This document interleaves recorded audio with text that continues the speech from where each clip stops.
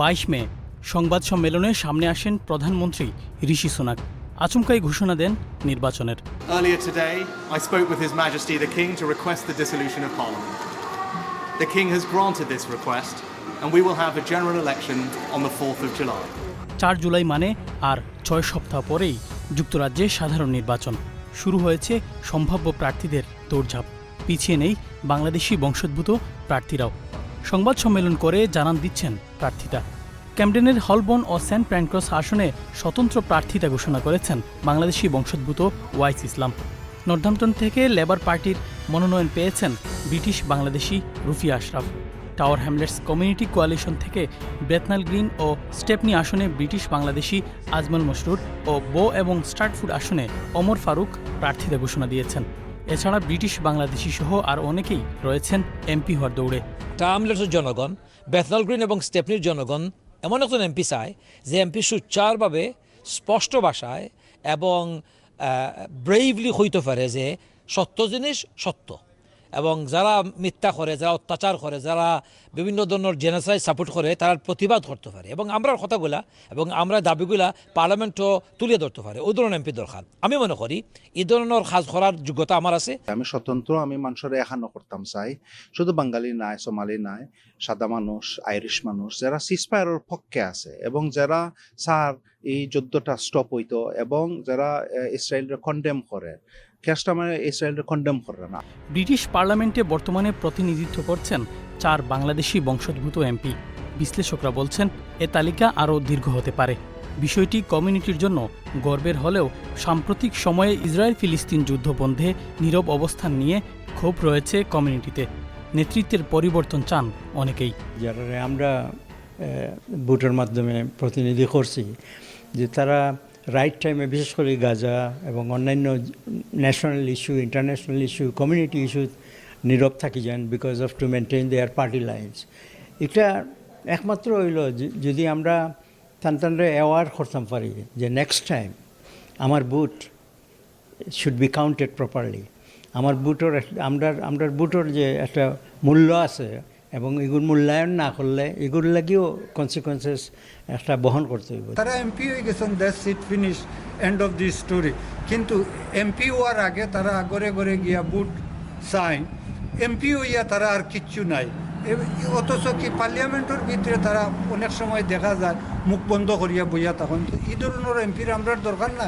We need to change it, we have to boot somebody else. মেয়াদ শেষ হওয়ার অন্তত 6 মাস আগে আগাম নির্বাচনের ঘোষণায় ক্ষোভ নিজ দলেই। জরিপ বলছে কনজারভেটিভ পার্টি লেবার পার্টি থেকে প্রায় 20 পয়েন্ট পিছিয়ে।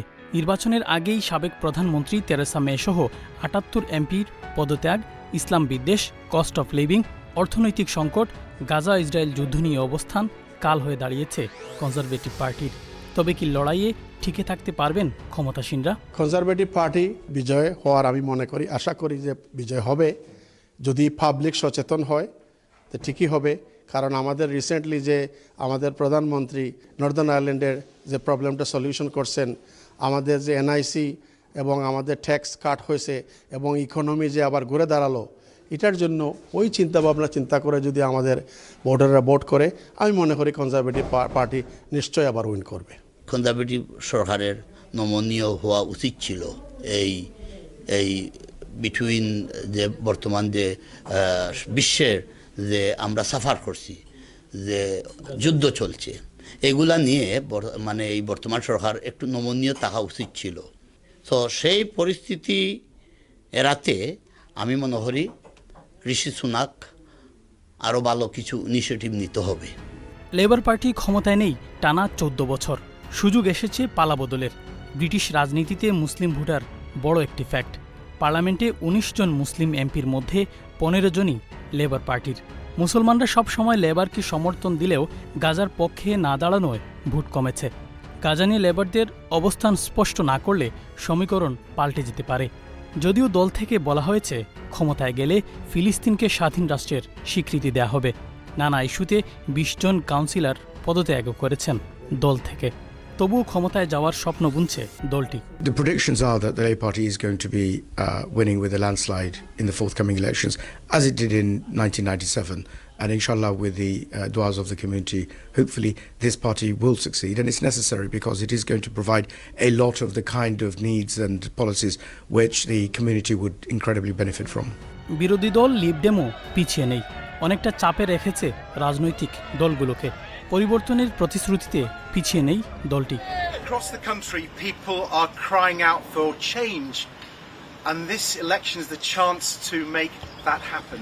Every vote for the Liberal Democrats is a vote for a local champion, an MP who will fight for you, your family and your community to get the fair deal that you so deserve. গার্ডিয়ানের একটি জরিপ অনুযায়ী ধারণা করা হচ্ছে আসন্ন নির্বাচনে labour party অন্তত 479টি আসন পাবে। ক্ষমতায় থাকা কনজারভেটিভ 92টি, লিবডেম 44 ও স্কটিশ ন্যাশনাল পার্টি 12টির মতো আসন পেতে পারে।